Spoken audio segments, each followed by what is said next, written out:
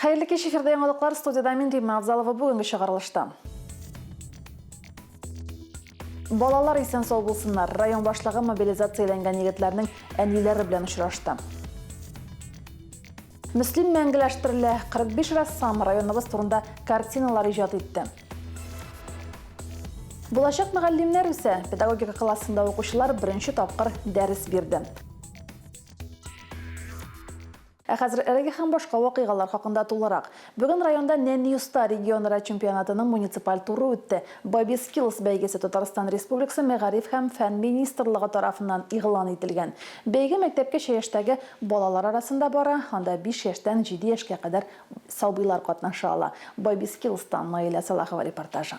Нәнни-Уста чемпионаты районда беренче тапкыр оештырыла. Чараның максаты балаларга кичә яшьтән үк киләчәктә сайлаячак һөнәрләр турында тулырак мәгълүмат бирү, талантлы балаларны ачыклау. Чемпионат ресторан сервисы, чәч тараш остасы, мәктәпкәчә тәрбия һәм пешекче һәм кондитер номинацияларында оештырылган. Бу елны безнең 5 компетенция сайланылды. Ул инде безнең мәктәпкәчә яшьтәге тәрбия бирү, поварка һәм кондитер, ресторанный сервис һәм парикмахер компетенциялары буенча балалар уңышлы чыгыш ясыйлар. Миләшкә балалар бакчасында узган пешекче һәм кондитер компетенциясендә катнашучыларны бакча балалары сәламләде. Ярышта Миләшкә, Кояшкай, Ләйсән балалар бакчасында тәрбияләнүчеләр үзара көч сынашты. Балалар пешекче һөнәре турында сөйләделәр, икенче практик өлештә салат һәм сэндвич ясадылар, өченче өлештә әзер ризыкны презентацияләделәр. Кондитер номинациясында әзер кондитер эшләнмәсен бизәп күрсәттеләр. Миләшкә бакчасына йөрүче Алия Гарипова бу һөнәрне әнисенә ошарга тырышып үз итә икән. Әлеге бәйгедә безнең бакчадан Гарипова Айгөл Ринат кызы катнаша. Әлеге пешекче һөнәренә аның мәхәббәте әнисеннән күчкән, чөнки аның әнисе дә пешекче булып эшли. Бу бәйгедә инде ул үзенең салат ясау, сэндвич ясау, коктейльләр ясау буенча осталыгын күрсәтәчәк. Катнашкан һәр балага диплом, медаль һәм истәлек бүләге тапшырылды. Наиля Салахова, Тинар Нуртинов, Муслим телевидениесе. 8 март көне халыкара хатын-кызлар көненә багышланган концерт булды. Район башлыгы Альберт Хужин хатын-кызларны бәйрәм белән котлады. Ел хатын-кызы бәйгесендә катнашучылар бүләкләр алды. Район үзешчәннәре моңлы җырларын, дәртле биюләрен бүләк итте. Район башлыгы мобилизацияләнгән егетләрнең әниләре, тормыш иптәшләре белән очрашты. Очрашу халыкара хатын-кызлар көне уңаеннан оештырылды. Чарада мәтрә егет Рузәл Минхаҗев та катнашты. Чара тәбрикләүләрдән башланды. Яшь армиячеләр чәчәкләр таратты. Район башлыгы бәйрәм белән котлады. Ниндидер бик бош юллар булганда, ниндидер сорауларыгыз булганда, может быть просто сөйләшәсе киләдер, может быть күптән хат килмәгәндер, или күптән шалтыратып нәрсә генә булмасын. Без инде һәрвакыт монда, менә шуңа күрә без һәрвакыт сезнең белән сөйләшергә, бергә булганда инде ничектер авырлыкны да кичерергә җиңелрәк. Рузәл Минхаҗев хәрби операция зонасына 6 тапкыр барган. Рузәлнең максаты егетләргә ярдәм итү, терәк булу, бердәмлекне күрсәтү. Райондашлар, якташлар ярдәме белән ул гуманитар ярдәм итә. Муслим егетләре белән күрешеп, аларга якыннарыннан сәламнәр, күчтәнәчләр тапшыра. Biz Tajmak'ta yaşıyoruz. Bugünkü zamanda da suğa temirler, açlıklar var iken. Hem men gururlanıp qaytdım. Bizning şın Müslüm yigitləri bugünkündə bizning tinçlığımız üçün, bizning turmuşumuz üçün kurashırlar. Әниләргә мен чын йөрәктән рәхмәтемне җиткерәсем килә. Сез чын геройлар үстергәнсез. Рузәл Минхаҗев мобилизацияләнгән райондашларыбызның балалардан килгән хатларны кадерләп саклауларын билгеләп үтте. Рузәл егетләр белән очрашу мизгелләрен бәян итте, шигырьләрен сөйләде. Шул рәвешле хатын-кызларны елатты да, елмаерга да мәҗбүр итте. Әниләрнең һәр кайсы аңа рәхмәтен җиткерергә ашыкты. Һәр чыгышны алкышларга күмде. Егетләр белән төнне каршы алдык, блиндажларда кундык. Һәм мин шунда уйлап утырдым. Әйтәм, шушында үзебезнең Müslüm егетләрен алып килеп бер баян, гитар тавышлары тыңлатырга дип.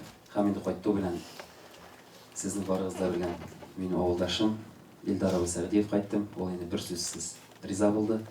Шулай итеп аның белән менә бу соңгы 6нчы барганда бергә барды. Шул рәвешле әниләр күз яшьләре аша балаларыннан килгән хәбәрләргә сөенүен белдерде. Бәйрәм бүләге итеп Рузәл китапларын таратты. Район мәдәният йорты хезмәткәрләре җырларын бүләк итте. Очрашу чәй табыны артында дәвам итте. Римма Абзалова, Динар Нуртдинов, Муслим телевидениесе. Мөслимдә Бүтін Россия этнопланер симпозиумын ябу тантанасы үтте. Ул Татарстан рәссамнар берлеге Бүтін дөнья татар конгрессы инициативасы белән оештырылды. 2 атна дәвамында кылкаләм осталары Мөслимдә яшәп иҗат итте. Районда үткән мәдәни чараларда катнашты. Анда илебезнең төрле төбәкләреннән килгән 52 рәссам катнашты. Бүтін Россия Козмасы фестивале кысаларында Мөслимдә башланып киткән этнопленер симпозиумда катнашучылар йомгаклау тантанасына җыелды. Район мәдәният йорты фойесына куелган картиналар күргәзмәсен халык кызыксынып карады. Төрле жанрларда иҗат ителгән кабатланмас сәнгать әсәрләре күпләрнең балачак хатирәләрен уятты. Картиналарның берсе минем Ирактагы балачагымны искә төшерде. Бик җылы, матур хисләр уятты. Әбекәйемне искә төшерде. Үземнең туган өемнең җылысын тойдым. Бишектән энем тибрәлгән кебек. Бәләкәй чакта без һәрберебездә бит инде кадимәләрне катнаштык. Кавырларны җылып, башларын чистартып, безгә дә бәләкәйләргә. Шул җыйган кавырларны ниләр урамны буйлап таратып чыгыш иде. Шулар истә калган. Ана күп таратасы күбрәк тарала, шуны хәл икенче елга күбрәк була инде. Шу аның йоласы шуннан тора. Без 40-тан артык почти 50 үзебезнең хезмәтебезне халыкка күрсәтергә дип алып куйдык. Эшләр төрле, һәрберсенең үз почерки, үз сәнгатькә карашы, үзенең карашы табигатькә монда чагылдырган. Мөслим шундый матур урын, шундый күркәм кешеләре, шундый игътибарлы, ихтирамлы, шундый безгә бик нык ошады. Чараның тантаналары өчен Мөслим тугайлары фольклор ансамбле чыгышы ачып җибәрде. Татарстан рәссамнар берлеге рәисе Альберт Шиябиев пленар симпозиумның Мөслимдә зур масштабта оештырылуын билгеләп үтте. Район башлыгына һәм аның урынбасарына рәхмәт хатларын тапшырды. Очень хочется поблагодарить участников, то есть художников, которые приняли участие в этом пленэре. И вот такую прекрасную выставку здесь мы можем наблюдать. Бер-бер артлы сәхнәгә күтәрелгән рәссамнар Мөслимнең гүзәллегенә, анда яшәүче кешеләрнең ачык йөзле, киң күңелле, гореф-гадәтләрне, телне саклап яшәүләренә соклануларын белдерделәр. Иҗат итәргә мөмкинлекләр тудырганнар өчен рәхмәт әйтеп, картиналарын бүләк иттеләр. Разрешите вам просто от всего сердца, от всех муслимовцев сказать огромные слова благодарности за то, что вы сделали, за то, что вы жили нашей жизнью эти 2 недели. Вы, какое бы ни было мероприятие, что бы ни было, вы все были вместе с нами. Тантана ахырында пленарны оештырган, югары дәрәҗәдәге сәнгать әсәрләр дәрәҗәсенә күтәргән кылкаләм осталарына рәхмәт хатлары һәм истәлекле бүләкләр тапшырылды. Биредә ясалган 40-тан артык картинаны рәссамнар мөслимләргә бүләк итеп калдырды. Гөлназ Җәлилова, Динар Нуртдинов, Мөслим телевидениесе. Рәссамнар якташыбыз Зөлфия Мөхәммәтдинова каберендә зират кылды. Зөлфия апа турында хатирәләрен яңартып, аның каберенә чәчәкләр салдылар. Теманы дәвам итеп, 2023 ел Татарстанда милли мәдәниятләр һәм гореф-гадәтләр елы дип игълан ителде. Шул уңайдан районыбызда төрле чаралар уза. Бүген Туган якны өйрәнү музеенда чигү буенча мастер-класс үтте. Чигү хатын-кыз һөнәрләренең иң борынгы һәм иң таралган осталыкларыннан берсе. Районыбызда хәзерге вакытта да чигү белән шөгыльләнүче хатын-кызлар шактый икән. Ел башыннан инде 2нче тапкыр уздырыла торган чигү буенча мастер-класска бүген дә 30га якын ханымнар килде. Алар беренче дәрестә үзләштергән серләрен кулланып, өй эшләрендә алып килгәннәр. Без инде 2нче мәртәбә шушы үз халкыбызның гореф-гадәтләрен дәвам итеп, мастер-класска җыелдык. Менә беренче мастер-класстан соң эшләгән эшләребезне бер-беребезгә күреп мактанышабыз, күңелебезгә бик ошады. Районыбыз халкының рухи үсешендә җирлегебез фермеры Ирек Хамадишинның да хезмәте зур. Бүгенге мастер-класска ул уку йортында бергә белем алган дусты Альберт Шәйхелисламовны чакырган иде. Альберт Ханифович Шәйхелисламов минем бергә укыган курсташ егетем килде. Шуңа күрә инде без аның белән тыгыз элемтәдә һәр вакыт сөйләшеп торабыз. Райондагы шушы чигү мендәрләр чигү, башка әйберләр чигү, үсешен арттырырга дип хыялланабыз. Альберт әфәнде бүгінгі күнде Қозан Федераль университетінің Алабуға филиалында һәм Алабуға сәнгать күллиятендә дизайн фәне буенча белем бирә. Бүгінгі мастер-класста да ул хатын-кызларга чигү эшләре белән шөгыльләнгәндә материал, төс, орнаментларны куллану серләре белән бүлеште. Возрождение, так сказать, мусульманского орнамента, он у вас есть. Если вот в музей пойти, вот именно элемент чисто мусульманского подхода, он есть. Его надо расширить, развить, его надо везде использовать, чтобы традиция была вот эта. То есть художественная традиция народа, он должен же быть всегда. Мондый чаралар аша без тарихыбызны искә аламыз. Татар халкының милли киемнәре, чигү тегүләре, көнкүреш әйберләре турында олыларның һәм балаларның белемнәрен тулыландырабыз. Әбиләребездән килгән гореф-гадәтләрне яшьләребез саклап калсын иде. Рамиля Салямова, Динар Нуретдинов, Муслим телевидениесе.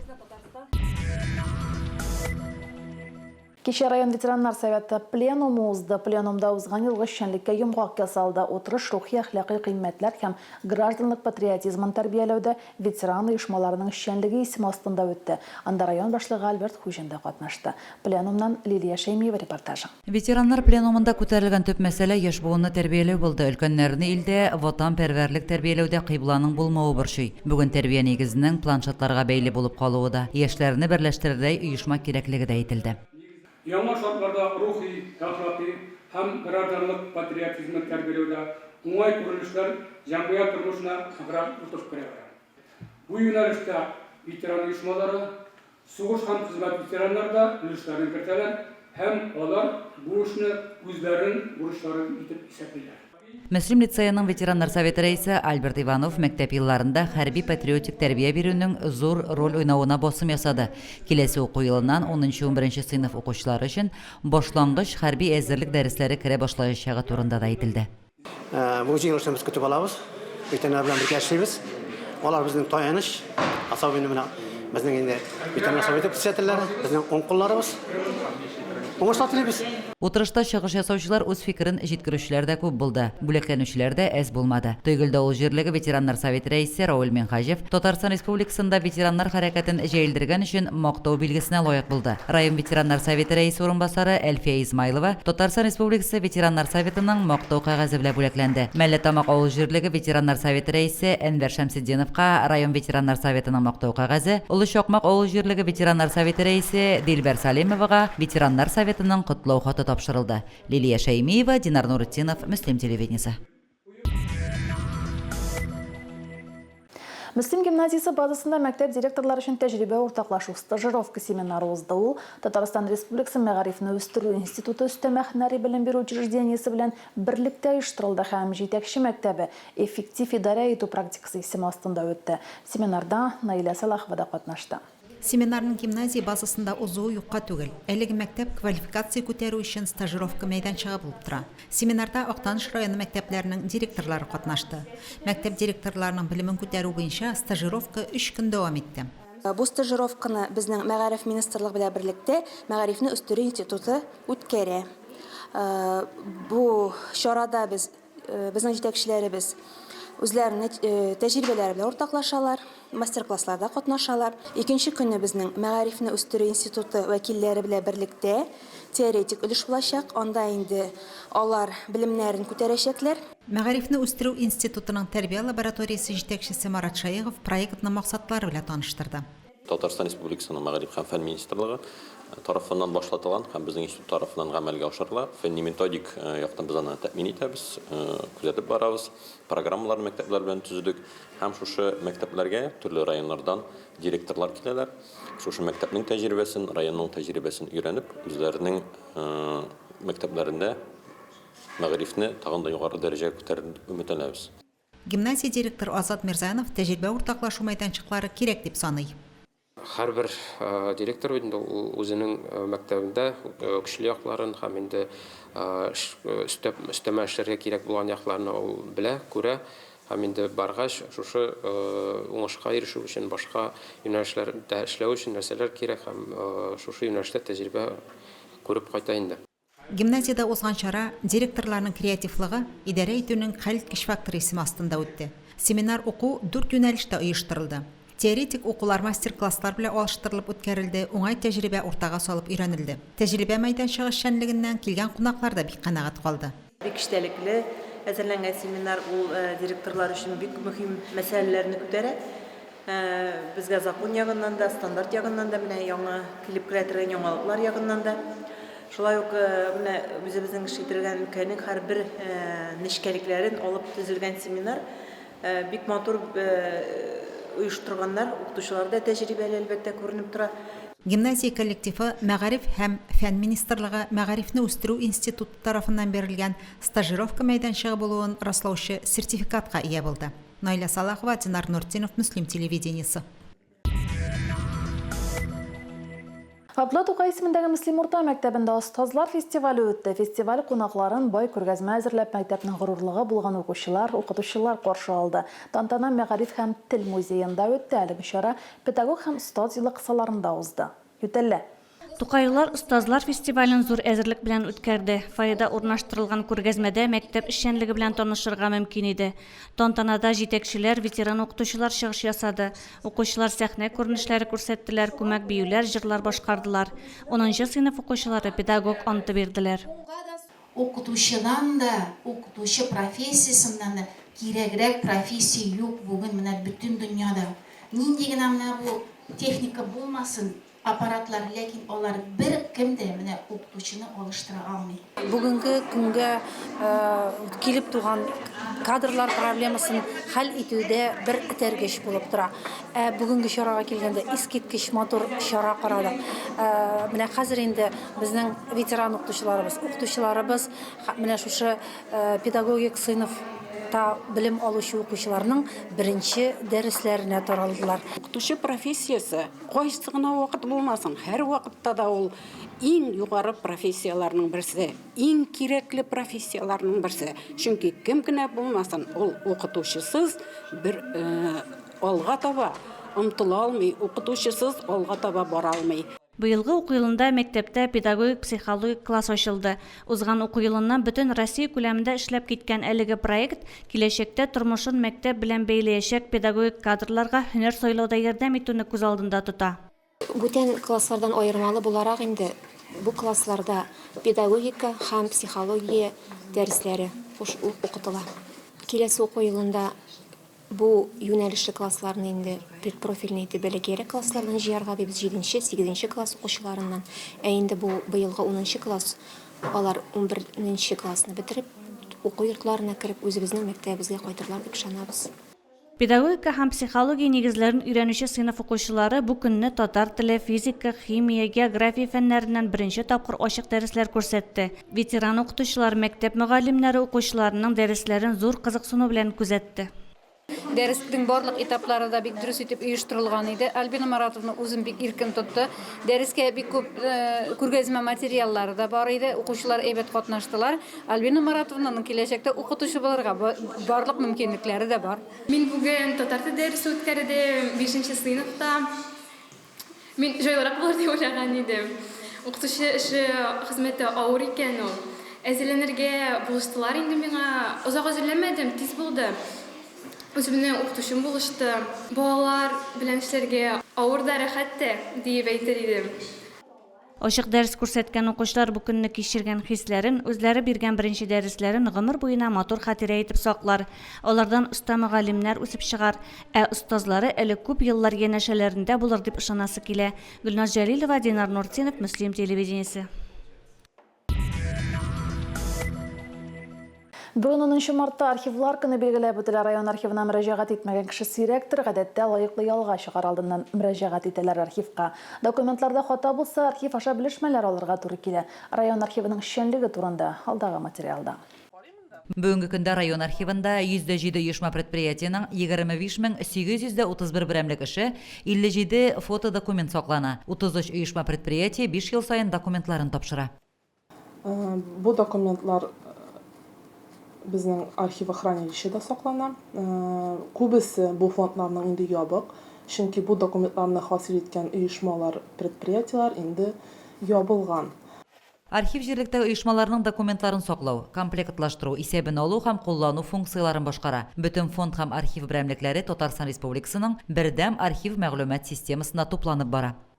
Шәхси документларга керә безнең оешма предприятиеләрнең зарплата счетлары, шулай булгач алар һәр кеше ул документларны карый алмый.